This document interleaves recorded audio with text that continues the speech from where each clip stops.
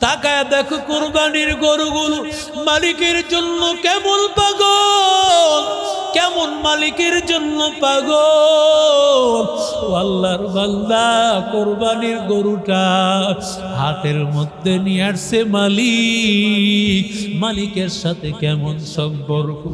কোনো কারণে যদি কোরবানির হাটে গরুটা যদি কোনো কারণে বিক্রি না হয়, দড়িটা ছোটানোর সাথে সাথে মালিককে জিজ্ঞাসাও করা লাগে, একটা দড়ি দিয়া গরু তার মালিকের গোয়াল ঘরে গিয়া হাজির।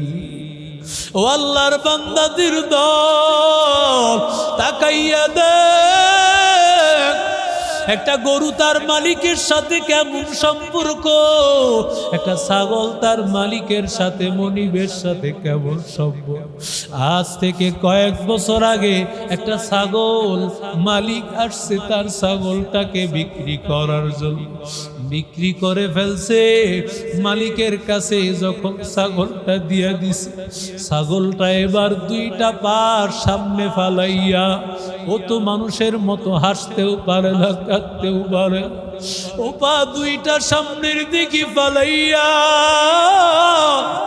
যেন চোখের পানি পড়তেছে। যেই মালিক ছাগলটা কিনেছে, পুরাতন মালিক বিক্রেতারে ডাক দিয়া বলে, ভাই আমি আপনার ছাগল নিব না, টাকা ফেরত। বলে কেন? আপনার ছাগলটা দেখে কি করতেছে। এবার পুরাতন যেই মালিক এবার হাঁটু নিচু করিয়া বসে পড়ল, আর ছাগলটার কাছে ডাক দিয়া বলে, ওরে আমার আদুরের ছাগল, তোরে আমার দুইটা বাচ্চা ঘাস খাওয়াইতো, আজকে আমার ওই দুইটা বাচ্চা ঈদের দিন তাদের কাপড় কিনতে পারবো, তোরে যদি বিক্রি করি টাকা পাইলে সেটা দিয়া ওদের কাপড় কিনব। আর তুই এখন আমার না, তুই এখন অন্য মালিকের, তুই আমার না। গরুরে কেমন জানি বুঝাইলো, গরু ওই ছাগলটার সাথে সাথেই দাঁড়াইয়া যায়। এবার পিছনের দুইটা পা পিছাইয়া ছাগলটা এবার মালিকের গলার মধ্যে আদর করতেছে, কপালের মধ্যে চুমু দিতেছে। কি বুঝাইলো? আর ছাগলটা কি বুঝলো? দৌড়াইয়া সে ক্রেতার কাছে চলে গেল। ওরে আল্লাহর বান্দাদের দাম, একটা ছাগল হইয়া গরু হইয়া কেমন ভাবে মালিকের পাগল। তুমি তোমার মাওলার পাগল, তুমি তোমার আল্লাহর পাগল হইতে পারলা না রে বাবা। আল্লাহর কালামটা সিনায় ধারণ করবা, আল্লাহর পাগল হওয়া লাগবে। আয় আল্লাহ, তুমি আমারে কোরআনের হাফেজ বানাইয়া দাও, কোরআনের আলেম বানাইয়া দাও। আল্লাহর কাছে চোখের পানি ফালায়া না বললে আল্লাহ হাফেজ বানাইবে না। আমার আল্লাহ কোনদিন কোরআনের আলেম বানাবে না। আল্লাহ আমাদের সবাইরে কোরআনের হাফেজ আলেম বানায়া দেন, আমিন। কাবিল যখন যুক্তি দিয়েছে, কাবিলরে যখন বলছে তুমি তোমার সহোদর বোনকে বিবাহ করতে পারবে না, তোমার বিবাহ করতে হবে হাবিলের বোনকে, আর তোমার সহোদর বোনকে বিবাহ করবে হাবিল। কাবিল কয়, না আমি কথা মানব না। কথা আমি জোরে বলেন, কাবিল কি বলতেছে? আমি কথা মানব না। কাবিল এই কথা বলে আল্লাহর বিরোধিতা করেছে, নবীর বিরোধিতা করেছে, তার বাবার বিরোধিতা করেছে, শরীয়তের বিরোধিতা করেছে। ঠিক কিনা? জোরে বলে। সর্বপ্রথম আসমানে হয়েছে হিংসা, অহংকার, আর জমিনে, আসমানের নিচে জমিনের উপর সর্বপ্রথম হয়েছে হিংসা। ঠিক কিনা? জোরে বলে। কারণ কাবিলও মনে মনে ভাবছে, আমার সহোদর বোন সুন্দরী, একলিমা তার নাম, ওরে আমি বিবাহ করব, সুন্দরীটাকে আমি দিব না। আদম ডাক দিয়া বলে, ও কাবিল, না না, তুমি তোমার সহোদর বোনকে বিবাহ করতে পারবে না। বলে কেন? বলে আল্লাহর নির্দেশ। আপনি খামাখা নির্দেশ দিতেছেন, এগুলো আপনার নিজের বানানো কথা। নাউজুবিল্লাহ বলো। হুজুররা যত আদেশ দেন এগুলো কি হুজুরদের বানানো কথা নাকি? কথা কয় না, বানানো কথা নাকি? সব কথা কার? আরো জোরে বলেন। নবীরা নিজের বানানো কথা বলে না, নবীরা সব কিছু বলেন আমার আল্লাহর কথা।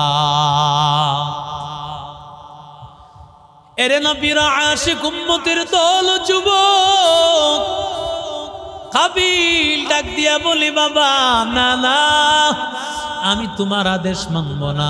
বলে কেন? তুমি তোমার সহোদর বোনকে বিবাহ করতে চাও? বলে যুক্তি তো এই কথাই বলে, কারণ একসাথে আমরা মায়ের গর্ভে ছিলাম, আল্লাহ যেন চান আমরা দুনিয়াতেও যেন একসাথেই থাকি। নাউজুবিল্লাহ কও। আরো জোরে বলেন। কি যুক্তি দিছি? একসাথে গর্ভে ছিল, আল্লাহ বলে চাইছে একসাথে যেন দুনিয়াতেও তারা জীবন যাপন করে। এরে নবীরা আশিক উম্মতের দল, আল্লাহ কাবিলের খোরা যুক্তির কারণে আল্লাহ কাবিল কেমন ভাবে ধ্বংস করেছেন। কাবিল এক পর্যায়ে হাবিলকে হত্যা করেছেন। আল্লাহ তাআলা কিয়ামত পর্যন্ত যত হত্যা হবে সব হত্যার একটা অংশ কাবিলের আমল নামায় হতে থাকবে। तुकु जाओ सुन्नते अहमद तुकु जा बा मोहम्मद कई बुआद में सुबतुरा कार शैतो ही कुनी नामत वली घरवली लानो तस्तई बरवली हम सुरातो हम सिराते मुस्तफा बरतमामी हालियो कुल इत्तिबाए सुन्नते खैरुल बशर धीरे लाजिम तबयाबी ऐ पसार। মুসলমানের আদর্শ হলো মুসলমান আল্লাহর হুকুম মানার সাথে সাথে মেনে নিবে, কোনো যুক্তি তর্ক কোনো অজুহাত তালাশ করবে না, ঠিক কিনা? যখন আল্লাহ বললেন ইব্রাহিম সন্তানকে নিয়ে মরুভূমি অঞ্চলে দাও, ও দারুল কোরআনের ছাত্র ভাই একটু চিন্তা করো কেমন আল্লাহর পয়গাম, আল্লাহর নির্দেশ। ছোট একটা বাচ্চা, দুধের বাচ্চা ইব্রাহিম নবী নিয়ে দেয়। ছোট বাচ্চাটার পাশে সামান্য কয়েকটা খেজুর এবং সামান্য কিছু পানি, এগুলো দিয়া যখন ইব্রাহিম নবী দিয়া যখন এবার বিদায় হয়ে চলে যাচ্ছেন, এমন সময় হাজেরা ডাক দিয়া কয়, ও স্বামী আমার, কোথায় যাইতেছেন একটু বলেন? কিছুই বলে না। আবার ডাক দিয়া বলতেছেন, কোথায় রেখে যাচ্ছেন আমাদেরকে? কিছুই বলে না। এবার হাজেরা ডাক দিয়া বলেন, আপনি কি আল্লাহর নির্দেশে আমাদেরকে এখানে রেখে যাচ্ছেন? সাথে সাথে ইব্রাহিম নবী আসমানের দিকে ইশারা করে বলেন, আল্লাহর নির্দেশে তোমাদেরকে রেখে যাচ্ছি। হাজেরা সাথে সাথে আল্লাহর কাছে শুকর আদায় করে আর বলে, দয়ার মালিক, আয় আল্লাহ, তুমি যেহেতু আমাকে আল্লাহ তুমি এত বয়সের পরে ইসমাইল নামক এই সন্তানটা আল্লাহ দিয়েছো, এই মরুভূমি অঞ্চলে আমার আশা, আল্লাহ মরুভূমি অঞ্চলে কোনো পানি নাই, খাবার নাই, আমার আশা হলো আল্লাহ, আশা করি তুমি আমাকে নিরাশ করবে না। এখানে তুমি যেই আল্লাহ আমাকে নিরাশার বয়সে একটা সন্তান দান করেছো, ওই আল্লাহ আমাকে এবং আমার সন্তানকে মরুভূমি অঞ্চলেও বাঁচায় রাখবে। কাদের কুদরত দারি বরকামাল আনতা রব্বি আনতা হাসবি জুল জালাল। কাদের কুদরত দারি হর চে খাহি আকুনি জিন্দারা মুর্দা কুনি মুর্দারা জিন্দা কুনি। সমস্ত ক্ষমতা কার? যেই আল্লাহ মানুষকে জিন্দা রাখতে পারেন, মারতেও পারেন, মরুভূমি অঞ্চলে রেখে আসছে কার নির্দেশ? আরো জোরে বলেন।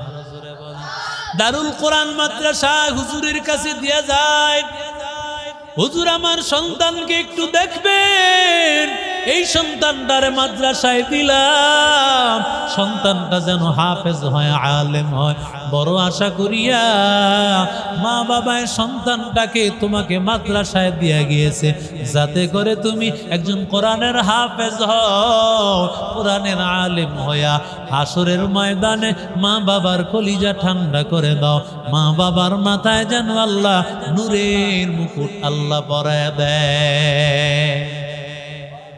কথা বলেন ঠিক কিনা? ইব্রাহিম নবী যেমন ভাবে আল্লাহর সন্তুষ্টির জন্য ইসমাইলকে ছোট বাচ্চাকে দিয়েছেন, তোমাদের তেমন কোলের বাচ্চা না, বরং 7-8 বছরের আগে মাদ্রাসায় দেয় না, তাও দে খাবার ঠিক আছে কিনা, থাকার ব্যবস্থা ঠিক আছে কিনা, কত সুন্দর ব্যবস্থা। ও আল্লাহর বান্দাদের দল, একটু চিন্তা করো, ইব্রাহিম নবী এমনিতে ইসমাইলকে এত দামি বানান নাই, নিজে এত দামি হন নাই, ইসমাইলকে কোরবানি করার জন্য, ইসমাইলকে দামি বানানোর জন্য আল্লাহর হুকুমে মরুভূমি অঞ্চলে দিয়ে আসছেন। আল্লাহ যা করবে করবে, মাদ্রাসায় দিয়ে আসছি আল্লাহ আলেম বানাবে, মাদ্রাসায় তো সন্তানটা না খায়া থাকবে না, বরং মাদ্রাসায় যা খাবে সেগুলো খাইয়া কোরআন পড়িয়া সন্তানটা হাফেজ আলেম হবে। ঠিক কি না জোরে বলো? তাওয়াক্কুল করেছে কার উপর? আরো জোরে বলেন। তাওয়াক্কুল নাই, আল্লাহর উপর ভরসা নাই। ইন্নাল্লাহা ইউহিব্বুল মুতাওয়াক্কিলিন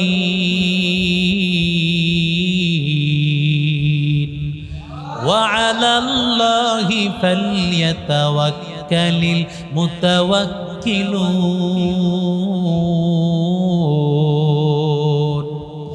हकीकत से तो दुनिया बेखबर है, दुनिया की नुमाइश पर नजर है, नमी गोयम के अज दुनिया जुदा बस, बहर करे के बाशी बा खुदा बस, चिस्ते दुनिया अज खुदा गाफिल बुदान, नहीं कमाशुक नक़रह पर जिंदजा।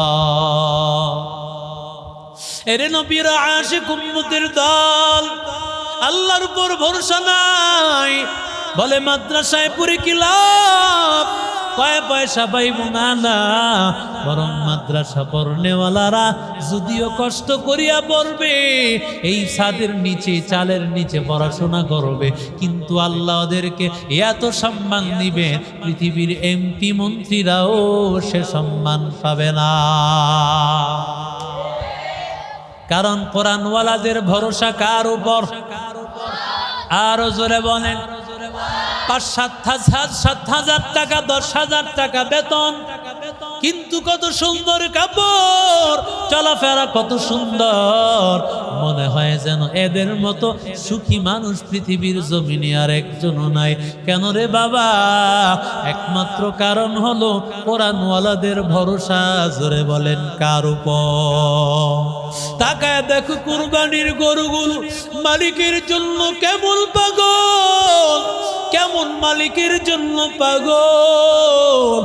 আল্লাহর বান্দা, কোরবানির গরুটা হাটের মধ্যে নিয়ে আসছে মালিক, মালিকের সাথে কেমন সম্পর্ক। কোনো কারণে যদি কোরবানির হাটে গরুটা যদি কোনো কারণে বিক্রি না হয়, দড়িটা ছোটানোর সাথে সাথে মালিককে জিজ্ঞাসাও করা লাগে, একটা দড়ি দিয়া গরু তার মালিকের গোয়াল ঘরে গিয়া হাজির। ও আল্লাহর বান্দাদের দল, তাকাইয়া দেখ একটা গরু তার মালিকের সাথে কেমন সম্পর্ক, একটা ছাগল তার মালিকের সাথে মনিবের সাথে কেমন সম্পর্ক। আজ থেকে কয়েক বছর আগে একটা ছাগল মালিক আসছে তার ছাগলটাকে বিক্রি করার জন্য, বিক্রি করে ফেলছে। মালিকের কাছে যখন ছাগলটা দিয়া দিছে, ছাগলটা এবার দুইটা পা সামনে ফালাইয়া, ও তো মানুষের মতো হাসতেও পারে না, কাঁদতেও পারে, ও পা দুইটা সামনের দিকে ফালাইয়া যেন চোখের পানি পড়তেছে। যেই মালিক ছাগলটা কিনেছে, পুরাতন মালিক বিক্রেতারে ডাক দিয়া বলে, ভাই আমি আপনার ছাগল নিব না, টাকা ফেরত। বলে কেন? আপনার ছাগলটা দেখে কি করতেছে। এবার পুরাতন যেই মালিক এবার হাঁটু নিচু করিয়া বসে পড়ল, আর ছাগলটার কাছে ডাক দিয়া বলে, ওরে আমার আদুরের ছাগল, তোরে আমার দুইটা বাচ্চা ঘাস খাওয়াইতো, তোরে বিভিন্ন ধরনের খাবার খাওয়াইতো, তোর সিংহের। আজকে আমার ওই দুইটা বাচ্চা ঈদের দিন তাদের কাপড় কিনতে পারবো, তোরে যদি বিক্রি করি টাকা পাইলে সেটা দিয়ে ওদের কাপড় কিনব। আর তুই এখন আমার না, তুই এখন অন্য মালিকের, তুই আমার না। গরুরে কেমন জানি বুঝাইলো, গরু ওই ছাগলটার সাথে সাথেই দাঁড়াইয়া যায়। এবার পিছনের দুইটা পা পিছাইয়া ছাগলটা এবার মালিকের গলার মধ্যে আদর করতেছে, কপালের মধ্যে চুমু দিতেছে। কি বুঝাইলো? আর ছাগলটা কি বুঝলো? দৌড়াইয়া সে ক্রেতার কাছে চলে গেল। ওরে আল্লাহর বান্দাদের দাম, একটা ছাগল হইয়া গরু হইয়া কেবল ভাবে মালিকের পাগল। তুমি তোমার মাওলার পাগল, তুমি তোমার আল্লাহর পাগল হইতে পারলা না রে বাবা। আল্লাহর কালামটা সিনায় ধারণ করবা, আল্লাহর পাগল হওয়া লাগবে। আয় আল্লাহ, তুমি আমারে কোরআনের হাফেজ বানাইয়া দাও, কোরআনের আলেম বানাইয়া দাও। আল্লাহর কাছে চোখের পানি ফালায়া না বললে আল্লাহ হাফেজ বানাইবে না। আমার আল্লাহ কোনদিন কোরআনের আলেম বানাবে না। আল্লাহ আমাদের সবাইরে কোরআনের হাফেজ আলেম বানায়া দেন, আমিন। আল্লাহ আমাদের সবাইকে কবুল করেন। দুরূদ শরীফ পড়ে আল্লাহুম্মা সাল্লি আলা মুহাম্মাদ ওয়া আলা আলি মুহাম্মাদ কামা সাল্লাইতা আলা ইব্রাহিম ওয়া আলা আলি ইব্রাহিম ইন্নাকা হামিদুম মাজিদ। আল্লাহুম্মা বারিক আলা মুহাম্মাদ ওয়া আলা আলি মুহাম্মাদ কামা বারাকতা আলা ইব্রাহিম ওয়া আলা আলি ইব্রাহিম ইন্নাকা হামিদুম মাজিদ। الحمد لله رب العالمين، والصلاة والسلام على أشرف الأنبياء والمرسلين وعلى آله وأصحابه أجمعين يا أرحم الراحمين يا أرحم الراحمين। أي الله গুনার বোঝা মাথায় নিয়ে হাত তুলেছি রে আল্লাহ। ছোট ছোট বাচ্চাগুলোর নিয়ে কোরআনের হাফেজদেরকে নিয়ে, কোরআনের আলেমদেরকে নিয়ে তোমার কুদরতি দরবারে হাজির। আয় আল্লাহ তাকাইয়া দেখো, আয় আল্লাহ যাদের 24টা ঘন্টায় গুনাহ নাই, শুধু কোরআন তেলাওয়াত, জিকির আর তাসবিহ তাহলিল আর নামাজ। আয় আল্লাহ জমিনের উপর আসমানের নিচে, আয় আল্লাহ এই বাচ্চাগুলো সবচাইতে দামি। ও আল্লাহ, কোন মা বাবার সন্তান মা বাবার আদর সারিয়া মাদ্রাসায় পড়ে আছি। আয় আল্লাহ, আমার একটা ছাত্রকেও আল্লাহ হাফেজ না বানাইয়া বিদায় দিও না রে আল্লাহ, আলেম না বানাইয়া বিদায় দিও না রে আল্লাহ। আয় আল্লাহ, সবার জেহেল খুলে দাও। আয় আল্লাহ, ওদেরকে হাফেজ বানায় দাও। আল্লাহ, প্রত্যেকটা উস্তাদকে কবুল করো। আয় আল্লাহ, মাওলানা উসমান গনি সাহেবকে কবুল করো। আয় আল্লাহ, দারুল কোরআন মাদ্রাসা কবুল করো। আয় আল্লাহ, রহমতের চাদর দিয়া ঢাকিয়া দাও। আয় আল্লাহ, তুমি মাদ্রাসার জরুরত গুলো গাইবি খাজানা থেকে পূরণ করে দাও।